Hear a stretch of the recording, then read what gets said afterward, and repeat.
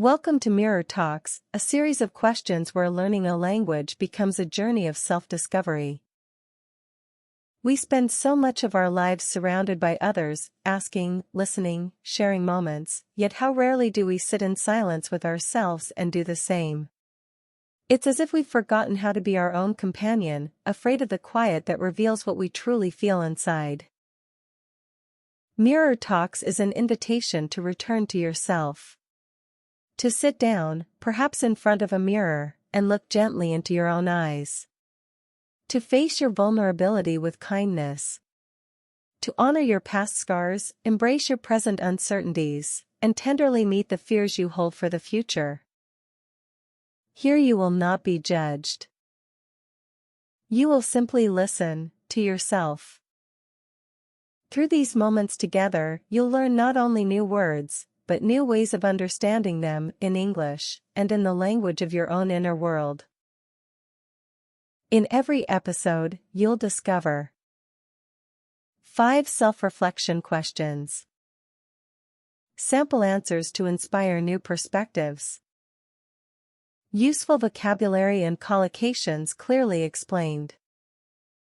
In this episode, you'll learn about limiting beliefs, self-care, grounding, forgiveness, and hope. So take a deep breath. Come as you are. Let's begin the quiet conversation that matters most, the one within. Here comes the first question. What is a belief about myself that I am now ready to let go of?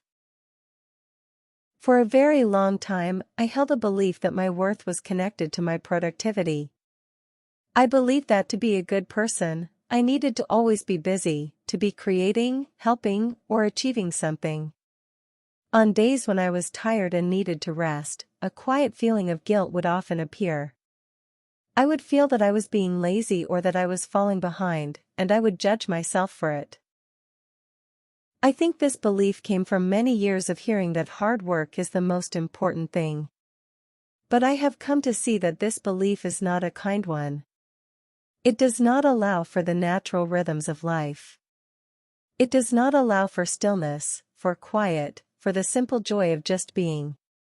It turns rest into a reward that I must earn, instead of a basic need that I deserve. I am ready to let this belief go. I am learning to replace it with a new, gentler one. My worth is not in what I do, but in who I am. I am practicing this by truly allowing myself to rest without guilt. When I sit with a cup of tea and do nothing for 10 minutes, I tell myself, this is not laziness. This is care. This is necessary. Letting go of this old belief feels like taking off a heavy coat that I did not even realize I was wearing. It is a slow process, but with each moment of guilt-free rest, I feel a little lighter and freer. Here comes the next question. Don't rush, just listen to what your heart whispers back. How can I show more kindness and gratitude to my body today? Our bodies do so much for us every single moment, and yet, we often treat them with criticism or simply ignore them until they are in pain. I have spent many years thinking of my body as a vehicle for my mind, something to carry me around. I would push it when it was tired and be frustrated when it could not do what I wanted. Today I choose to see my body as a wise and loyal friend. Showing kindness to it starts with listening. When I feel hungry, I ask my body what it truly needs, instead of just eating quickly. Is it asking for something warm and comforting, or something fresh and light? When I feel tired, instead of drinking more coffee, I try to give it 5 minutes of quiet, maybe closing my eyes and breathing deeply. Gratitude is also a beautiful way to show kindness. This morning, I spent a few moments simply being thankful for my legs that allow me to walk, for my lungs that breathe the air without my command, and for my hands that allow me to connect with the world.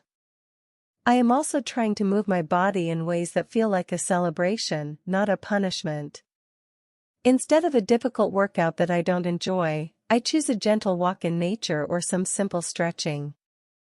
I am learning that my body is not my enemy or my servant. It is my home, and it deserves to be treated with love, respect, and deep gratitude every day. The following question is: when I feel overwhelmed, what is one simple anchor I can return to? The feeling of being overwhelmed is like being caught in a storm. Thoughts and worries fly around like leaves in the wind, and it can be hard to find a calm center. In these moments, trying to fix everything with my mind often makes the storm stronger. So I have learned the importance of having a simple anchor to hold on to, something that can bring me back to the safety of the present moment. My anchor is the feeling of my feet on the ground. It is so simple, yet it is incredibly powerful. When I notice that my heart is beating fast and my thoughts are racing, I stop. I gently bring all my attention down to the soles of my feet. I ask myself, what do they feel? Can I feel the texture of my socks? Is the floor cool or warm? Is the ground hard or soft? I press my feet gently into the floor and feel its solid support beneath me. In that moment, I am no longer lost in the future worries or past regrets. I am right here, right now, connected to the earth. The storm in my mind does not have to stop completely, but it loses its power over me because my attention is somewhere else, somewhere calm and stable. This simple act of feeling my feet on the ground is a reminder that no matter how strong the storm is, I am always standing on solid ground.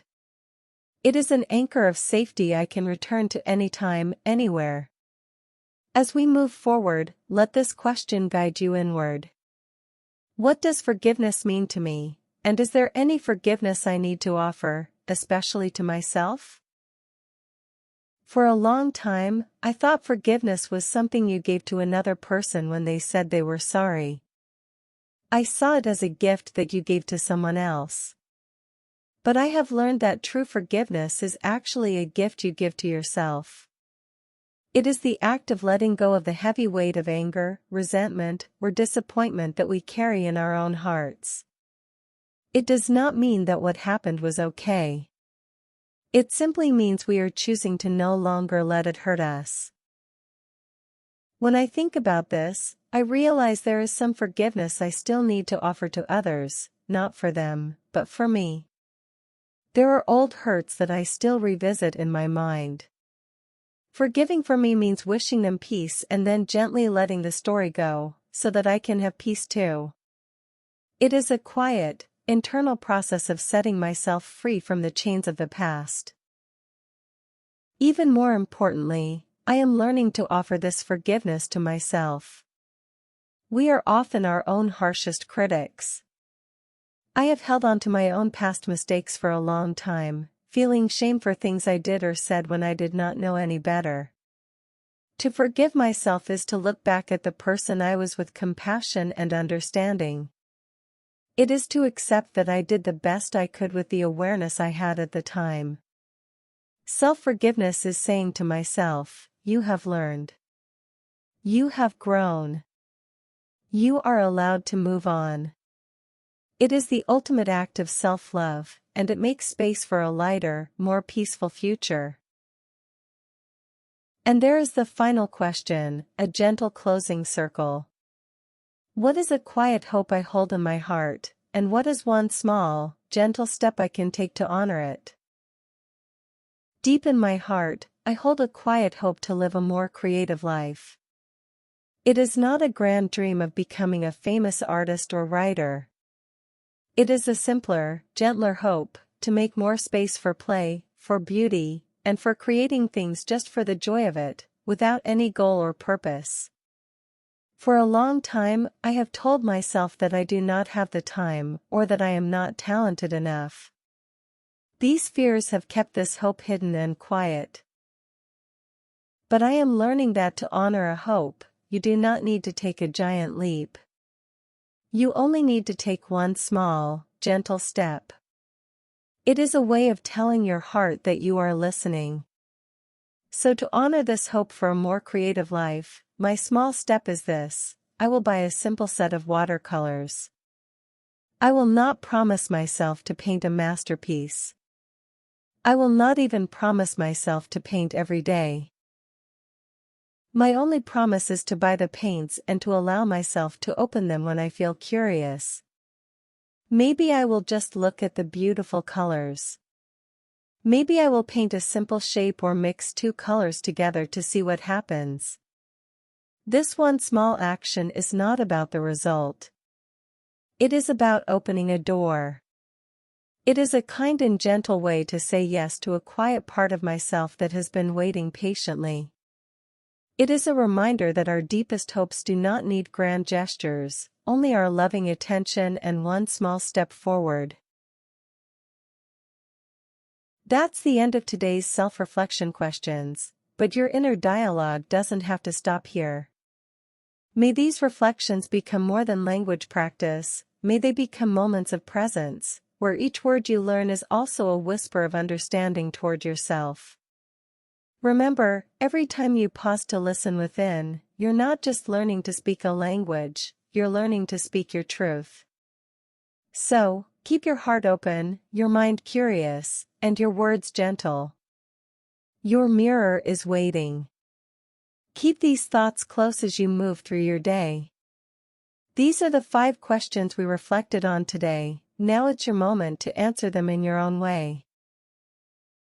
What is a belief about myself that I am now ready to let go of? How can I show more kindness and gratitude to my body today? When I feel overwhelmed, what is one simple anchor I can return to? What does forgiveness mean to me, and is there any forgiveness I need to offer, especially to myself? What is a quiet hope I hold in my heart, and what is one small, gentle step I can take to honor it? Now let's take a moment to explore the phrases we used in today's session. To let go of, to stop holding on to something emotionally, mentally, or physically that no longer serves you. She finally let go of the pain that had kept her heart closed, and in its place, peace quietly entered. To hold a belief, to deeply accept an idea or conviction as true. He holds the belief that kindness can heal what anger destroys. To fall behind, to move slower than others or to fail to keep up with expectations, progress, or time. While everyone raced ahead chasing success, she chose to pause, and though she fell behind, she found herself. To be frustrated, to feel upset or dissatisfied because something doesn't go as desired or expected. He was frustrated by his mistakes, not realizing they were the very steps leading him forward. To feel overwhelmed, to experience an intense flood of emotions, thoughts, or responsibilities that feel too heavy to manage. She felt overwhelmed by the noise of her own worries, longing for a single breath of stillness. An anchor to hold on to, something or someone that gives stability, strength, or hope during difficult times. In the storm of uncertainty, her mother's voice was the anchor she held on to. Chains of the past, emotional burdens, regrets, or memories that keep a person from moving forward freely. He walked toward his dreams, but the chains of the past clinked softly behind him, asking to be forgiven. To make space for something, to clear your mind, heart, or life so that something new or better can enter. By letting her fears go, she made space for joy to return. To take a giant leap, to make a bold or risky move toward change or growth. With trembling hands and a hopeful heart, she took a giant leap into the unknown, and landed in her truth.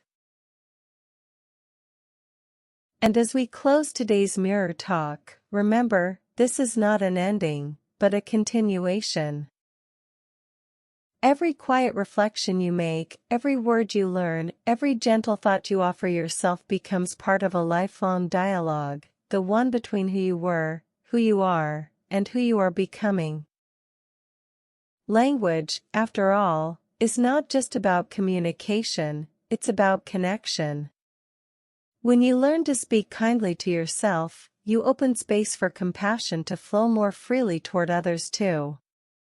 The more you listen within, the more clearly you can hear the world around you. So as you step away from this moment, carry with you the calm that silence brings and the courage that honesty awakens. Let your reflections guide you softly through the noise of the day. Let your words, in English and in your own heart's language, remind you that growth does not require perfection, only presence. Until next time, keep speaking gently. Keep listening deeply. Your mirror will always be here, waiting for your return.